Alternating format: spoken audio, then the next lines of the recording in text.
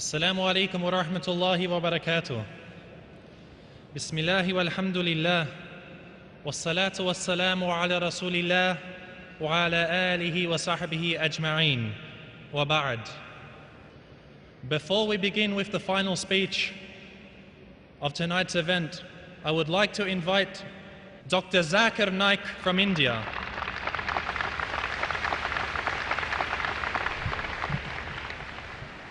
A brief background about Dr. Zakir Naik. Dr. Zakir is a medical doctor by professional training. Dr. Zakir Naik is renowned as a dynamic international orator on Islam and comparative religion.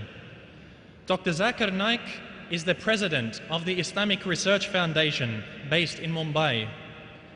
Dr. Zakir clarifies viewpoints and clears misconceptions about Islam using the Quran, authentic hadith, and other religious scriptures as a basis, in conjunction with reason, logic, and scientific facts. He is popular for his critical analysis and convincing answers to challenging questions posed by audiences after his public talks. Throughout the last 13 years, Dr. Zakir Naik has delivered more than 1,300 public talks in the USA, Canada, the UK, Italy, Saudi Arabia, the United Arab Emirates, Kuwait, Qatar, Bahrain, Oman, Egypt, Australia, New Zealand, South Africa, Botswana, Malaysia, Singapore, Hong Kong, Thailand, Guyana, Trinidad, and many other countries, in addition to numerous public talks in India. He has successfully participated in several symposia and dialogues with prominent personalities of other faiths. His public dialogue with Dr. William Campbell of the USA on the topic, The Quran and the Bible in the Light of Science, held in Chicago, USA in April 2000, was a resounding success. His interfaith dialogue with prominent Hindu guru Sri Sri Ravi Shankar on the topic, The Concept of God in Hinduism and Islam in the Light of the Sacred Scriptures, held at Palace Grounds in Bangalore on the 21st of January 2006, was highly appreciated by people of both faiths.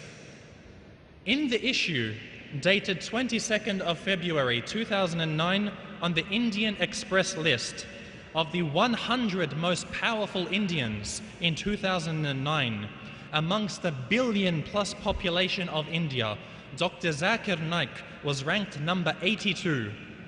In the special list of the top 10 spiritual gurus of India, Dr. Zakir Naik was ranked number 3 after Baba Ramdev and Sri Sri Ravi Shankar, being the only Muslim in the list. The Sunday Express, dated the 31st of January 2010, published the Indian Express list of the 100 most powerful Indians in 2010, and amongst the billion-plus population of India, with 36 names from the 2009 list deleted, wherein Dr. Zakir Naik was ranked number 89. From amongst the 8 Muslims in this list of 100, Dr. Zakir Naik was the only Muslim Islamic preacher and orator, the others being a political secretary, a politician, a government official, a business magnate, and 3 film personalities. Amongst the spiritual and religious gurus, though he was the only Muslim and number 3 in 2009 list, this year, 2010, Dr. Zakir Naik topped the list of spiritual and religious gurus for his preaching of Islam, followed by Jagi Vasudev at number 94, Baba Ramdev at 99, and Sri Sri Ravi Shankar at number 100 respectively. Dr. Zakir Naik was recently also selected and listed in the 500 most influential Muslims in the world without any specific ranking, published by the George Washington University in the USA. Our dear Sheikh Ahmed Deedat, rahimahullah, the world-famous orator on Islam and comparative religion, called Dr. Zakir Naik Deedat Plus in the year 1994. He presented a plaque in May 2000 with the engraving, awarded to Dr. Zakir Naik for his achievement in the field of da'wah and the study of comparative religion. Son, what you have done in 4 years has taken me 40 years to accomplish. Alhamdulillah. Dr. Zakir Naik appears regularly on many international TV channels in more than 200 countries throughout the world. He is regularly invited for TV and radio interviews. More than 100 of his talks, dialogues, debates and symposia are available on DVDs and VCDs. He has also been the author of many books on Islam and comparative religion.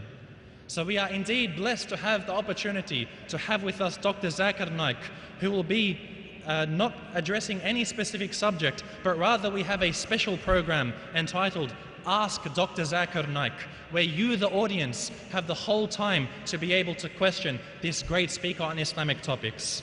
So I would like to invite to share the stage our dear brother, Dr. Zakir Naik from India.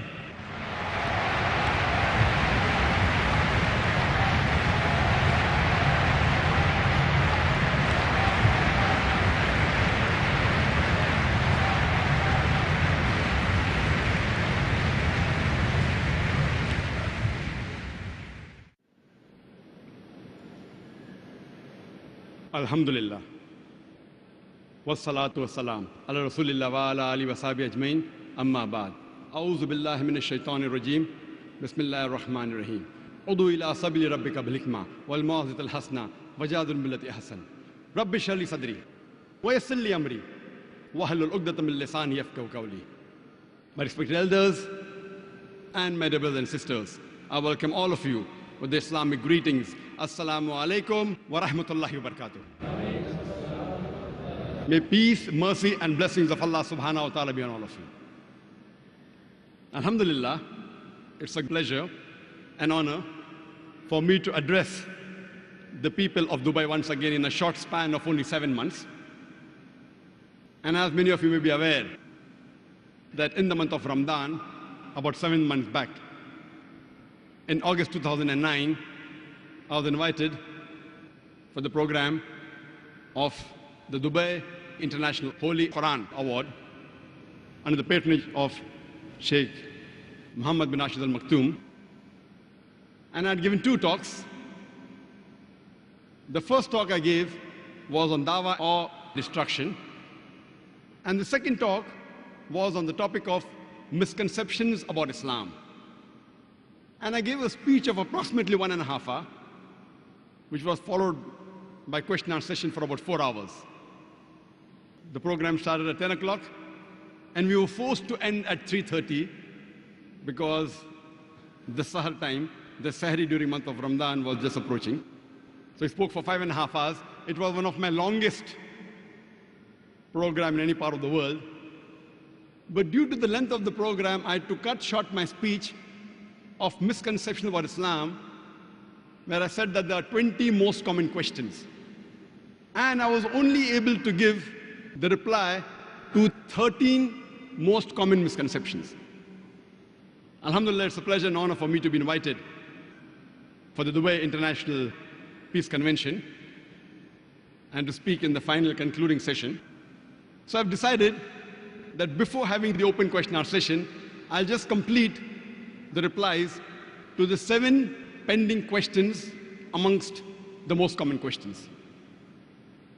And as I'd mentioned earlier in my speech, that dawah is a duty of every Muslim. It's compulsory for every Muslim to convey the message of Islam to those who are not aware of it. There are various different styles as well as strategies in conveying the message of Islam. Some of them are less effective, while the others are more effective. The most common methodology used by the Muslims when they speak with non-Muslims is that they say 100 good things about Islam. Even if that non-Muslim agrees with these 100 good points they have mentioned about Islam, yet at the back of his mind, he will start thinking, oh, you are the same Muslim who is a fundamentalist. Ah, you are the same Muslims who are terrorists. Ah, you are the people who have more than one wife. Ah, you are the people who have spread your religion with the sword. These few negative points at the back of their mind will prevent them from accepting the beauty of Islam. So whenever I meet a non-Muslim, the first thing I ask him upfront is, what do you feel is wrong with Islam? With your limited knowledge, whether right or wrong, what do you feel is wrong with Islam? And I make him comfortable that he can ask any question on Islam, he can feel free, he can criticize Islam, he can attack the Quran if he wants. I make him comfortable and ask him, what does he feel is wrong with Islam? And after he's made comfortable, that non-Muslim, he poses about 3 or 4 questions. And in the experience that I have for the past couple of decades, I have come to know that the non-Muslims, they have about 20 most common questions about Islam. So when he poses 3 or 4 questions, invariably it falls amongst these 20 most common questions.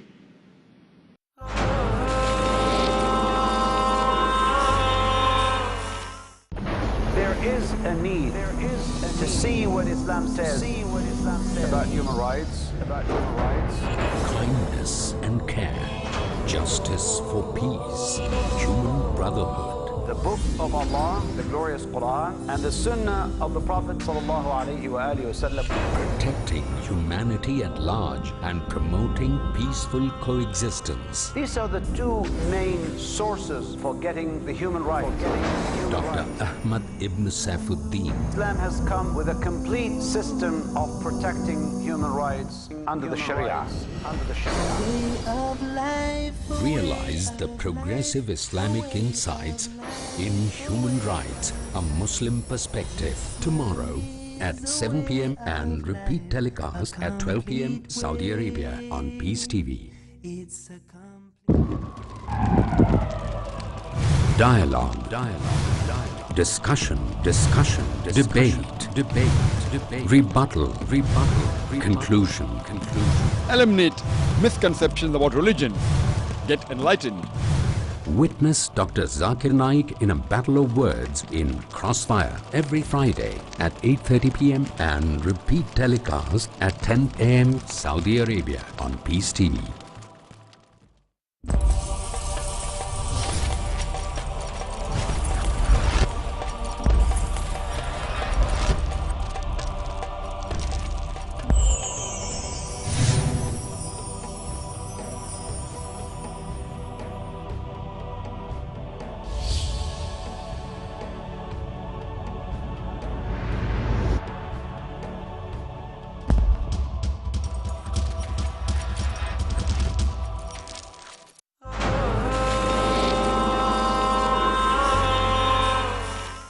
These common questions, how do they come in the mind of the non-Muslim? Depending how the media portrays Islam, these questions, they arise in the mind of the non-Muslim. And today we know in the international media, whether it be the newspapers, the international magazines, the radio broadcast stations, the satellite television channels, we find there is virulent propaganda about Islam. We find that the media is spreading misconceptions about Islam. And depending on how they portray Islam, these 20 common questions arise in the minds of the non-Muslims. The 20 questions we have today, a couple of decades earlier, they were different. Maybe a couple of decades later, they will change. If every Muslim knows the replies with reason, logic, and science, quoting the scriptures of Islam and the other religions, and are able to know the replies to all these common questions, even if he cannot convert or change the non-Muslim's faith, at least he can neutralize the animosity which is there in the minds of the non-Muslims. And as I mentioned earlier, I've written a book that replies to the common questions asked by non-Muslims. And it's available on the internet too. on www.irf.net. And 7 months back, when I was in Dubai, I was only able to cover the replies of the first 13 most common questions or misconceptions that are posed by the non-Muslims regarding Islam. For those who are not there, I'll just mention the questions without giving the reply, and I'll give the reply only to the last 7, inshallah. Today, the most common misconceptions regarding Islam in the minds of the non-Muslim is regarding the word jihad. The number 2 misconception is that the non-Muslims think that the Muslims, they are fundamentalists. The 3rd misconception is that Muslims are terrorists. The 4th misconception is that Islam is a religion which was spread by the sword. The 5th most common question is that why does Islam allow a man to marry more than one woman? Why is polygamy or polygyny allowed in Islam? The 6th most common question is that if Islam allows a man to have more than one wife, then why does not Islam allow a woman to have more than one husband? The 7th most common question is that why are women in Islam degraded or subjugated by keeping them in hijab? The 8th most common question asked by the non-Muslim is that why does Islam permit a Muslim to have non-veg food? The 9th misconception about Islam is that why do Muslims, even if they have non-veg, why do they slaughter the animals so mercilessly? They do zabiha and they kill the animal with pain and torture. If they want to kill, why don't they kill by jhatka or just by stunning? It's the 10th misconception about Islam is that today's scientific research says that whatever you eat, it has an effect on your behavior. So the Muslims, they eat animals and they behave like animals. The 11th misconception, most common misconception about Islam in the minds of the non-Muslim is that if Islam is against idol worship, then why do the Muslims, they bow down to the Kaaba in their salah? The Muslims, they are the biggest idol worshippers in the world. The 12th most common question is that if Islam is a universal religion, then why doesn't Islam permit a non-Muslim to enter into the 2 holy cities, that is Makkah and Medina? And the 13th most common question which I replied to last time was why Islam does not permit a Muslim to have pork. And in a span of 1.5 hours, I was only able to complete the replies to 13 most common questions or misconceptions about Islam. Inshallah, in the next 45 minutes, I will try and give the replies to the balance 7 most common questions or misconceptions about Islam. The 14th amongst the most common questions asked by the non-Muslim is that why does Islam prohibit a Muslim to drink alcohol? Why are intoxicants prohibited for the Muslims? Why is alcohol prohibited? Allah says in the Quran, in Surah Ma'idah, chapter number 5, verse number 90, Ya ayyuhal lazina amanu, O you believe, innamal khamru wal maisuru, most certainly intoxicants and gambling, wal anzabu wal azlamu, dedication of stones, divination of arrows, rishtum min amali shaitan, these are Satan's handiwork. Fashtanibu lalakum tuflihun. Abstain from this handiwork that you may prosper. This verse of the Quran from Surah Ma'idah, chapter number 5, verse number 90 says that intoxicants and gambling, dedication of stones, divination of arrows, all these are Satan's handiwork. Abstain from it that you may prosper. So based on this verse of the Quran, the Muslims as a whole, they abstain from drinking alcohol. The same message is also repeated in the Bible, in the book of Proverbs, chapter number 20, verse number 1, which says that wine is a mocker, strong drink is raging, and whoever has it is deceived. The Bible says in the book of Ephesians, chapter number 5, verse number 18, that do not be drunk with wine. So if you read the Bible And if you believe in the Bible, even the Christians, according to the commandments of the Bible, they're supposed to abstain from drinking alcohol. The same message is even repeated in the Hindu scriptures. Alcohol has been prohibited in the Hindu scriptures in several places. In Manusmriti, chapter number 9, verse number 225, and is prohibited in several places even in the Vedas. Let's try and understand the logical reasons. Why has Allah subhanahu wa ta'ala, our creator, prohibited the Muslims from having alcohol? Today science tells us that every human being, he has an inhibitory center. This inhibitory center, it inhibits a human being from doing things which are wrong. For example, the human beings know that using abusive language is incorrect, especially when we speak to elders or to our parents. If we have to go for the call of nature, we will not do it in the public. We'll go to the restroom. Our inhibitory center prevents us from doing it in public because we know it is wrong. But when a person is intoxicated, his inhibitory center is inhibited. That is the reason we see that a person who is intoxicated, he uses abusive language. He even abuses the elders and many a time even his parents, because his inhibitory center is inhibited. We find many a time that those who are intoxicated, they urinate in their own clothes. They do it in public.